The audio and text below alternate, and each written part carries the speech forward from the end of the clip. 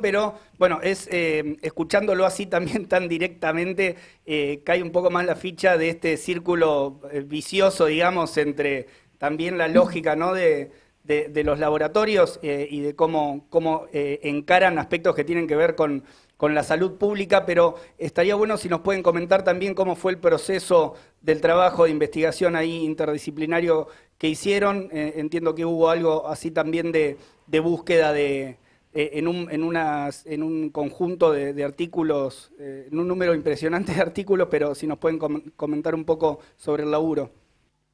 Sí, sí, sí, claro. No sé si estoy frisada. No. Ahora te estamos escuchando, puede ser que la Ah, imagen se congele un toque, se pero vea. Ok. Bueno, lo que hicimos fue analizar, partir de la base de decir cómo se define una agenda de acción dominante. Y entendiéndola por dominante como la agenda de investigación, que si bien no va a reflejar absolutamente todas las investigaciones que se realicen sobre una disciplina, en este caso salud y biomedicina, va a reflejar cuáles son los temas más importantes, los temas que están en agenda y los que se miran a nivel general en la comunidad científica como los prioritarios, los estratégicos, etcétera. Y para eso lo que hicimos, considerando cómo es el trabajo en las áreas de salud y biomedicina, fue mirar a las revistas que tienen mayor factor de impacto, no porque nosotros consideremos que esas son las revistas que van a publicar los mejores trabajos académicos, sino justamente porque así funciona esta disciplina. Y miramos y recopilamos alrededor de 95.000 publicaciones durante un periodo de 20 años de las 30 revistas en salud y biomedicina con mayor factor de impacto. Y lo que hicimos fue hacer básicamente dos tipos de análisis. El primero fue enfocarnos en las redes de coautoría, cuáles son las organizaciones que están detrás de esas publicaciones, las más importantes, las más influyentes, y qué lugares tienen en esa red de coautorías, en esa red de copublicaciones sobre temas centrales en salud y biomedicina. Y ahí lo que encontramos fue justamente que las grandes farmacéuticas, algunas de las cuales son también las responsables de las vacunas para el coronavirus, por ejemplo, ahora, son parte de esa agenda central. Es decir, que las grandes farmacéuticas publican una enorme cantidad de trabajos científicos en conjunto, fundamentalmente con universidades y organismos públicos de investigación de países centrales, de países de Europa, de Estados Unidos, y esas publicaciones, el segundo paso, lo que hicimos fue decir, bueno, si todas estas organizaciones están juntas, es decir, si las corporaciones farmacéuticas definen en conjunto o están influyendo en la agenda de investigaciones, que después termina publicándose en papers en conjunto con las principales universidades y organismos públicos de investigación del mundo, ¿de qué trata esa agenda? Y quizás ahí les puede contar un poco más Matías, yo solamente les digo que para ver esa agenda, lo que hicimos fue hacer lo que se llama minería de datos. mm, Imagínense, 95.000 papers, es imposible leerlos todos. Por más que somos un equipo de 5 investigadores, hay un investigador canadiense que es especialista en política pública, un colega que es lingüista, Federico Testoni, que está terminando su doctorado en la Universidad de Buenos Aires, y Mercedes Carrillo, que es bióloga y está haciendo un postdoctorado en conjunto con Matías, bióloga con postdoctorado del CONICET, igual que yo, que también soy investigadora del CONICET. ¿Vale? Aclarar eso también, porque en el CONICET, así como decía Matías, se hacen investigaciones que terminan contribuyendo a producir un trigo transgénico resistente al glufosinato. También hacemos investigaciones que justamente buscan, de alguna manera, poner de relieve o dar cuenta de cómo son estas agendas de investigación y los riesgos que tienen. Entonces hicimos minería de datos y analizamos el contenido central de esas publicaciones. Y me parece que está bueno que esté Matías acá, que es biólogo, justamente para contarles qué encontramos en la agenda dominante de investigaciones en salud y biomedicina a nivel global y que impacta obviamente sobre la agenda de Argentina. Matías. Sí, sí, sigo con lo que decía Ceci. Eh, Efectivamente, lo que encontramos, que tiene que ver con lo que yo les mencionaba hace un rato, es una presencia muy importante de investigación en cáncer y en enfermedades cardiovasculares, que particularmente son las que resultan más lucrativas, ¿no? Hubo un viraje de las empresas vinculadas con las farmacéuticas en los últimos 10, 15 años hacia el lado de las investigaciones en cáncer, pero también es cierto que el cáncer y las enfermedades cardiovasculares son de las enfermedades más prevalentes a nivel mundial, con lo cual es lógico que haya mucho de de investigación en estas enfermedades. Sin embargo, lo que nos llamó la atención y que fue muy notable es que hay otras enfermedades que son muy prevalentes a nivel mundial y que tienen que ver con infecciones respiratorias, que tienen que ver con infecciones que afectan a nivel intestinal, bueno, muchas que tienen que ver justamente con patógenos como virus, como bacterias, y que son muchas veces enfermedades ligadas a la pobreza y al subdesarrollo. Bueno, estas enfermedades que también son tan o casi tan prevalentes como el cáncer y como las enfermedades cardiovasculares a nivel mundial, están absolutamente marginadas, prácticamente no aparecen en la agenda de investigación de biomedicina y salud a nivel mundial. Uno podría, o sea, en los 20 años que analizamos nosotros han aparecido justamente las enfermedades como el SARS o como el MERS, que fueron precursoras del SARS-CoV-2 que causa el COVID. Y uno podría haber esperado que hubiese más investigación en este sentido, pero prácticamente los patógenos virales y las enfermedades asociadas a patógenos virales u otros patógenos no aparecen en esta agenda. Y lo que aparece también son muchos términos, sobre todo ligados a la biología molecular y celular, lo cual dan cuenta también de una agenda de investigación reduccionista en el sentido de que no se abordan los problemas de la salud de una manera compleja, interdisciplinaria, tomando varias áreas temáticas y varias disciplinas, sino que se busca directamente tratar de encontrar cuáles son las tecnologías, las técnicas, los fármacos que nos van a permitir lidiar con las enfermedades una vez que éstas ya se generan. Pero no aparece nada de lo que tiene que ver con prevenir en vez de contratar. Y si hablamos de prevenir, lógicamente tenemos que pensar justamente en todos los causantes sociales y ambientales de estas enfermedades. Estamos con Matías Blaustein, que es biólogo e investigador del CONICET, y con Cecilia Ricap, doctora en Economía y también investigadora del CONICET. Tom. La forma en la que ustedes estuvieron orientando esta investigación, ¿implica que se podría haber mejorado las condiciones para enfrentar en este caso la pandemia del COVID, por ejemplo? Nosotros no, algo que hay que decir, obviamente, no podemos agarrar y decir, bueno, las investigaciones hubieran prevenido una pandemia, porque eso es mucho más profundo lo que hay que hacer para prevenir una pandemia y justamente refiere a modificar las condiciones de la vida humana, a cómo se produce, a una transformación más estructural del capitalismo. Pero sí lo que podemos decir y lo que nos parece que es importante señalar es que al marginar de la agenda de investigación temas centrales, el conocimiento se produce de manera acumulativa. Nosotros no es que partimos de cero a la hora de conocer, partimos de toda la herencia teórica, conceptual, empírica, pasada. Entonces, contar en la agenda dominante con prácticamente nulos antecedentes para agarrar y avanzar sobre la emergencia de una nueva pandemia, como en el caso de COVID-19, sin dudas que nos pone en un peor punto de partida para pensar en tratamientos, en vacunas, en etcétera. Entonces, ahí es donde hay una alerta.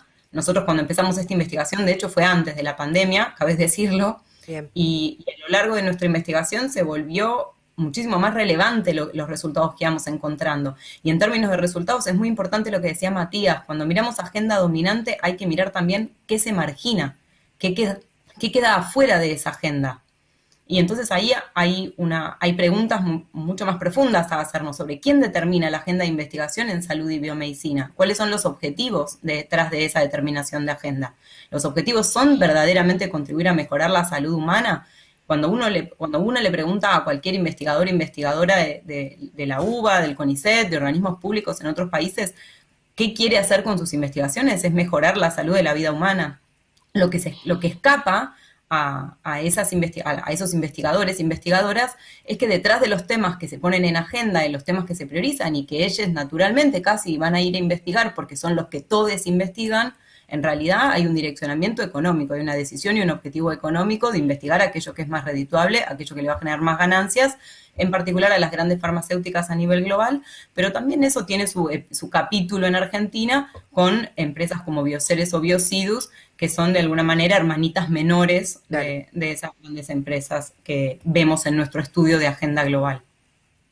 ¿Cómo vieron desde esta óptica y con la investigación atrás, digamos, el rol que están jugando estas firmas también en lo que hace ya el problema de la vacunación por el COVID-19 y sobre todo uno de los casos más ruidosos que es el de AstraZeneca, justamente, bueno, y el acuerdo ahí con el grupo de Sigman, ¿cómo lo vieron? Quizás yo digo una cosa anterior al acuerdo de Sigman y lo dejo a Matías Sí, responder esa parte que me parece que es importantísima saber. Nosotros naturalmente hablamos de la vacuna de AstraZeneca. Sale en los medios de comunicación la vacuna de AstraZeneca. La verdad es que lo que tendremos que decir es la vacuna de Oxford. Las investigaciones se realizaron en la Universidad de Oxford con un 97% de financiamiento público. Y esa vacuna tenía como objetivo, o los investigadores que la estaban desarrollando, tenían como objetivo, si llegaban a desarrollar una vacuna, que fuera una vacuna que se ofreciera al costo, que idealmente no estuviera patentada, no estuviera limitado su uso, o si se ofreciera un precio que no fuera el costo, fuera un precio muy bajo. En ese camino recibieron presiones el grupo de investigadores que desarrolló la vacuna, tanto a nivel gerencial de la universidad como entre otros de la Fundación Bill y Melinda Gates, que financia un montón de las investigaciones de Oxford, para decirles que lo que había que hacer era darle una exclusividad a AstraZeneca. Y es así como llegamos a tener la vacuna de AstraZeneca, que es de AstraZeneca en términos de quién se hace de los beneficios, pero no es de AstraZeneca, sino de Oxford, cuando se trata de ver quiénes desarrollaron los últimos avances científicos que permiten llegar a la vacuna. Insisto en esto de los últimos avances científicos, porque no es que absolutamente todo el conocimiento fue desarrollado en un lapso de tiempo pequeño por Oxford, sino otra vez valiéndose de los conocimientos existentes sobre ciertas tecnologías, sobre diversas dimensiones de la investigación en salud y biomedicina, es que Oxford, insisto, una universidad pública, da con esa vacuna. Bien, lo escuchamos a Matías, si quieren, por este punto también. Sí, retomo lo que decía Cecilia, ¿no? Y lo ligo también con la pregunta anterior que hacían ustedes respecto de, bueno, y si hubiese tenido una agenda diferente, podría haber sido diferente la manera de encarar lo que pasó con la COVID. Efectivamente, en la agenda dominante no aparece, sin embargo, ya había papers en su momento, no en las revistas de más alto impacto, pero sí en otras que alertaban la posibilidad, digamos, de la aparición de pandemias ligadas a coronavirus y la cuestión que ligaba también a murciélagos y a seres humanos. De la misma manera, quienes trabajaban en el SARS-CoV-1 y en el MERS alertaban de la desfinanciación que habían sufrido y que se necesitaba seguir investigando más porque podrían haber aparecido nuevas epidemias y efectivamente apareció esta nueva pandemia. Y así como decimos esto, de la misma manera podemos decir que, analizando un poco para atrás lo que es el derrotero, el CV de Hugo Sigman, que ya había participado también de los negocios que tenían que ver con la gripe A, un poco de lo que está pasando también se podía prever. Imagínense que al mismo tiempo que estábamos hablando de la producción de la vacuna de Oxford AstraZeneca, en nuestro país, en la empresa de Hugo Sigman, ellos, y ustedes lo trataron también bastante en este medio, estaban trabajando para desarrollar megafactorías porcinas, que es en nuestro país, que es uno de los principales generadores de nuevas epidemias y pandemias, ¿verdad? Entonces, acá hay una cosa muy importante para decir con el tema de las vacunas. Acá aparece esta idea de que no podemos producir vacunas porque la cantidad de dinero que se necesita, la cantidad de recursos es exorbitante y esto solamente puede quedar ligado a grandes empresas farmacéuticas. Sin embargo, si uno mira que en este momento en Cuba no solamente se está desarrollando una, sino varias vacunas de manera pública contra el COVID, claramente refuta esta idea de que es imposible generar vacunas en un país. Cuba incluso es un país más pequeño y más pobre que el nuestro. Entonces, si realmente hubiese políticas estatales, y digo estatales porque no dependen solamente de un gobierno de turno, sino que a lo largo de diferentes gobiernos ha habido una política estatal de no generar producción pública de medicamentos y vacunas, y así llegamos acá. Yo mismo participo de un proyecto de generación de herramientas para poder tratar de generar tanto diagnóstico como tratamiento, como prevención de COVID, pero los recursos y la financiación son muy limitados y muy escasos, y eso nos impide poder trabajar y desarrollar nuestra propia tecnología. Y en el caso de la empresa Map Science, el gobierno básicamente a través de nuestros impuestos, invirtió millones de dólares en pagarle a la empresa de Hugo Sigman, Mab Science, en acuerdo con el magnate mexicano Carlos Slim, y deberíamos haber tenido vacunas para nuestros trabajadores y trabajadoras hace meses, y al día de hoy no se ha colocado una sola vacuna, se ha fugado el principio activo de la vacuna hacia México y hacia Estados Unidos. Esto resulta escandaloso en un país pobre donde no tenemos elementos de protección en nuestros trabajadores de salud de manera suficiente, y donde mi compañera, que es médica, en La Boca, no te digo en otras partes del país, en plena capital federal, va a trabajar y se encuentra con casas en las cuales no hay inodoros, no hay bidet, tiene que hacer sus necesidades en baldes y no hay agua potable. Eso en La Boca. Matías y Cecilia, les agradecemos mucho por su tiempo y por la entrevista. Gracias a ustedes, al contrario, y bueno, muchísima suerte con el programa. Gracias, un abrazo. Sí, muchísimas gracias, ha sido un placer. Adiós. Ustedes.